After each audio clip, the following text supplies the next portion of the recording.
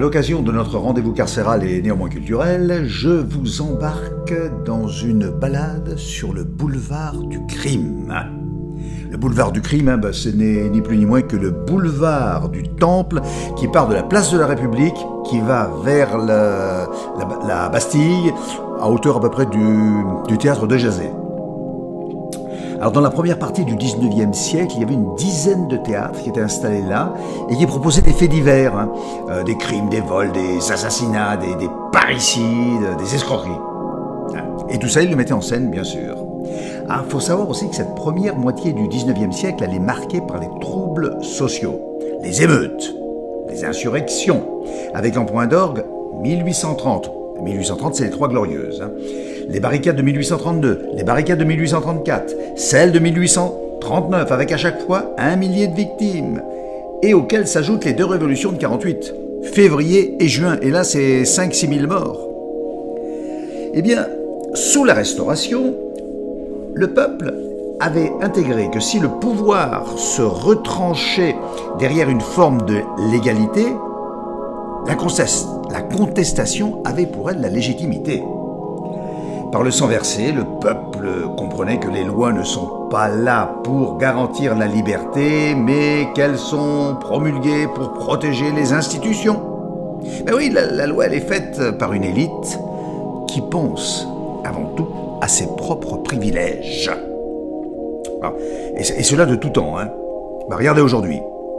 Pour le mesurer, il suffit d'observer les sénateurs qui préconisent, de concert avec le gouvernement, qu'il faut réformer l'ensemble des régimes spéciaux, tout en maintenant le leur, bien sûr.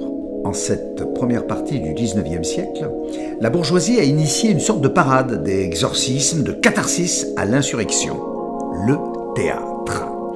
Le théâtre, ou plutôt les théâtres du boulevard du Temple, affichent des pièces sur les faits divers sanglants.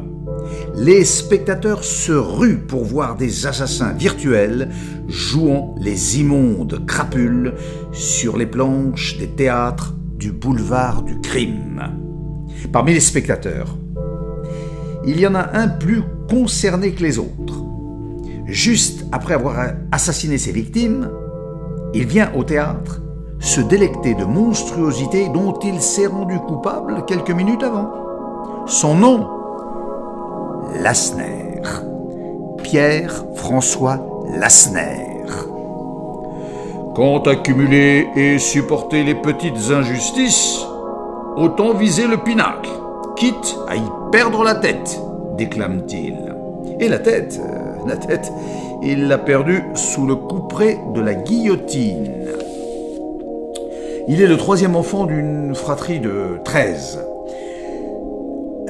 Sa maman est de 30 ans la cadette de son père.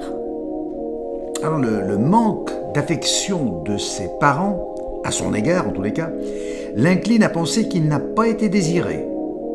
Il en souffre, sans pour autant jalouser son frère aîné, le préféré de la famille.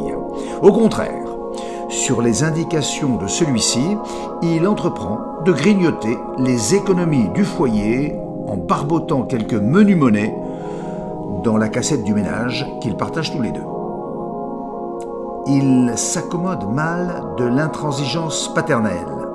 Alors, dans ses mémoires, Lassner nous raconte que son père, défenseur zélé du catholicisme et de l'aristocratie, aurait signé de bon cœur l'arrêt de mort de qui se serait avisé à les dénigrer. Ah tiens, une petite anecdote au sujet de leur relation.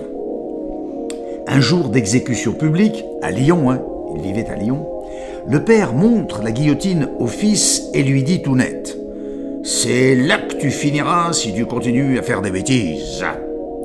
Eh bien, ce prémonitoire avertissement du père ne ralentit en rien les penchants criminels du fils. Alors sa mère, il la couvre d'éloges en précisant que personne n'a jamais eu à se plaindre de cette sainte femme, sauf lui. Pourquoi faut-il que ce soit moi qui vienne l'accuser, moi qui l'ai tant aimée depuis et qui aurais donné 1000 fois ma vie pour elle et sacrifié mon bonheur au sien? Je n'ai à l'accuser que d'injustice dont j'ai été la seule victime. tandis qu'elle a toujours été aussi juste que bonne pour ceux qui l'approchaient. Sa mère ne répondant pas à son besoin d'affection, Lassner trouve le réconfort sentimental auprès de sa nourrice qu'il ne cesse d'encenser. En butte au manque de tendresse des parents, il se replie sur lui-même. Il intériorise l'injustice et se convainc qu'elle lui donne la maturité d'un adulte alors qu'il n'est qu'un enfant, enfin qu'un adolescent. À l'âge de 12 ans, en opposition au fanatisme religieux de son père, il lit Helvétius, Diderot, Rousseau, Voltaire, d'un enfant surdoué. Il excelle en tout. Et sa vision de l'espèce humaine lui donne la nausée. Écoutons ce qu'il nous dit, tiens. « Homme, est-ce ma faute si je vous ai vu tel que vous êtes? Est-ce ma faute si j'ai vu partout l'intérêt personnel se couvrir du manteau de l'intérêt social? L'indifférence se cachait derrière l'amitié et le dévouement. La méchanceté et l'envie de nuire se décoraient du beau nom de vertu de la religion. Parents et maîtres de toute espèce, voulez-vous faire des élèves justes, vertueux et estimables? Soyez-le vous-même à leurs yeux. C'est un élève brillant, et ça fait un peu de l'ombre à l'aîné, l'élève indolent et médiocre. C'est le cadet qui en paie les frais. Il est éloigné. D'abord au commissariat d'abord au c'est un lapsus révélateur, ça. D'abord au pensionnat de la Croix-Rousse, puis au collège de Saint-Chamond. Voilà. Alors son assiduité au travail et sa facilité à apprendre lui valent les félicitations de ses professeurs. L'enseignement catholique de Saint-Chamond l'incite à étudier le protestantisme, et l'institution considère cette curiosité comme une hérésie. Et pour affermir sa foi et obtenir son salut, il est renvoyé, puis intégré dans un petit séminaire proche de Lyon. Cette affectation le rebute. Des absences répétées et non justifiées aboutissent à son exclusion. Là, c'est à l'époque où les affaires de son père périclitent. Il est presque à la ruine. Ce qui le détermine, le père, à envoyer le fils rebelle poursuivre ses études à Chambéry dans une institution moins coûteuse, moins onéreuse. Tout se passe bien, jusqu'au jour où l'impénitent curieux estime qu'un élève a été injustement puni. Il manifeste sa désapprobation de façon virile et musclée, enfin la bagarre, quoi. Alors, il n'est pas gros, mais il cogne sec. Pour son malheur, son adversaire est un ecclésiastique, un prof. L'élève récalcitrant et tapageur est d'abord envoyé au cachot, puis renvoyé de l'institution pour indiscipline. Alors là, il commence à être coutumier du fait. Parvenu à l'âge adulte, suite à une heureuse déception sentimentale, il assume une sexualité vagabonde et néanmoins prolixe. Ce qu'il en dit. Lorsqu'une femme faisait une impression sur mon cœur, je l'évitais comme la peste.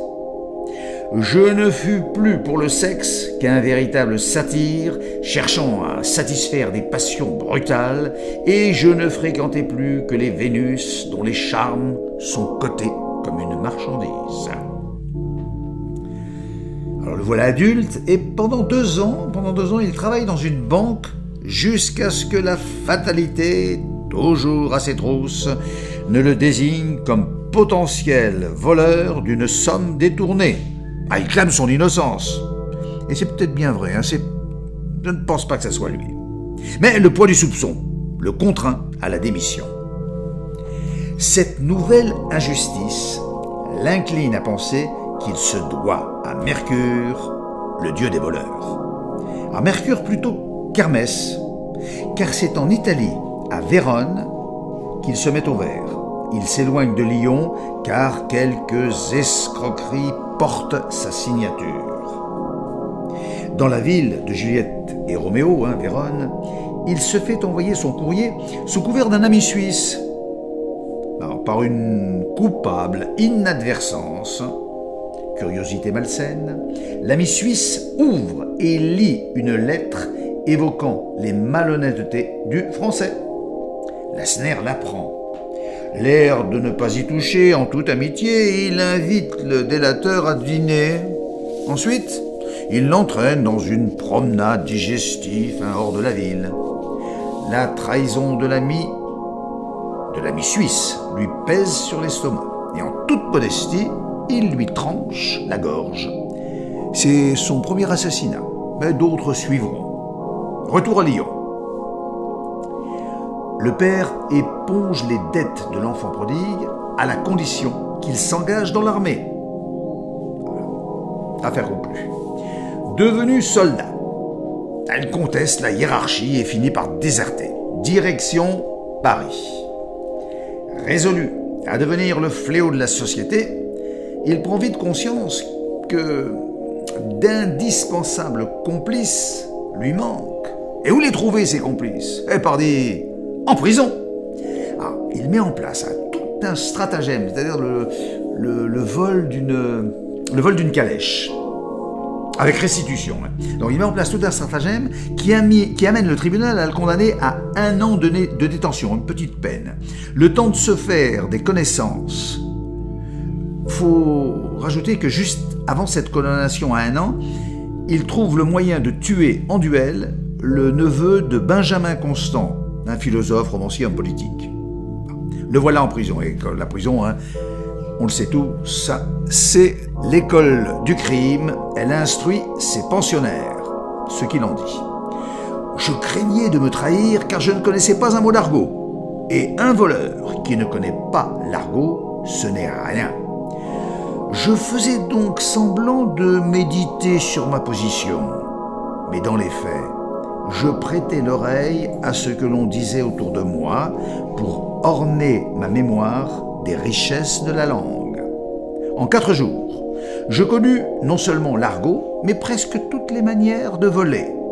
Je voulais connaître également les mœurs de cette population et examiner les caractères sur lesquels on pourrait compter au besoin pour ce que je méditais.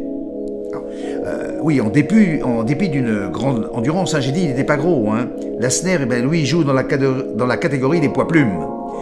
Et au sein de la détention, il se met en quête de bras robustes qui répondraient à son cerveau manipulateur. Il les trouve en la personne de Victor Avril, un gros costaud. Lassner se destine au crime. Cependant, en aucun cas, il n'envisage une longue peine. Il préfère la mort. Il s'arrange donc pour commettre des crimes dont l'atrocité convaincra n'importe quel tribunal de prononcer la peine capitale, la guillotine. Suite à son arrestation, il reconnaît les faits, mais il refuse de révéler les noms de ses complices, du moins tant que ces derniers ne le trahissent pas. Lorsque, chez le juge d'instruction, il apprend que c'est Avril, son complice, qu'il a dénoncé dans l'affaire de la rue Montorgueil, il instruit... c'est 2 morts, 2 assassinats. Il instruit la justice qu'en complicité avec ce dernier, ils ont assassiné les Chardon, fils et mère. Je me crus quitte envers lui. Cela servait trop bien mes projets. Je pouvais suivre mon plan dans toute son étendue, c'est-à-dire me suicider avec le ressentiment que j'avais désiré. Non par amour-propre, mais par vengeance. Il dénonce aussi un autre complice qui l'a trahi, le dénommé François. Celui-ci veut faire payer à Lassner sa prétendue infamie. Et il soudoie des codétenus pour l'assassiner dans sa cellule. Ça marche pas. Voilà ce qu'il nous dit Lassner. Celui qui me frappa le premier était plutôt idiot et le plus lâche de tous. On me conduisit à l'infirmerie. Un quart d'heure après, j'étais pansé et je dormais d'un profond sommeil. Le procès de cette bande de criminels attire le tout Paris. La sentence prononcée, peine de mort pour Lassner et Avril, perpétuité pour François, lui, il soupire d'aise. Il a réussi son plan. Alors, pendant le laps de temps très court qui mène du prétoire à l'échafaud, il écrit ses mémoires, avec quelques poèmes en plus. Il ne craint pas la guillotine. Ce qu'il redoute, c'est d'être privé de sa meilleure amie, la poésie. Avril et Lassner sont allés ensemble et réconciliés sur l'échafaud. La tête d'Avril est tombée la première dans le bac à son, celle de Lassner la rejoint ensuite. Avant d'avoir la tête tranchée, Lassner nous livre ce quatrain qui explique bien des choses. Sur le front de l'enfant Lassner, un seul baiser posé par sa mère aurait lissé la bosse assassine sur laquelle le crime prit racine. Poète et assassin, il mérite qu'on s'attache à son œuvre. Lisez Lassner, lisez-le, lisez-le, lisez, lisez, lisez.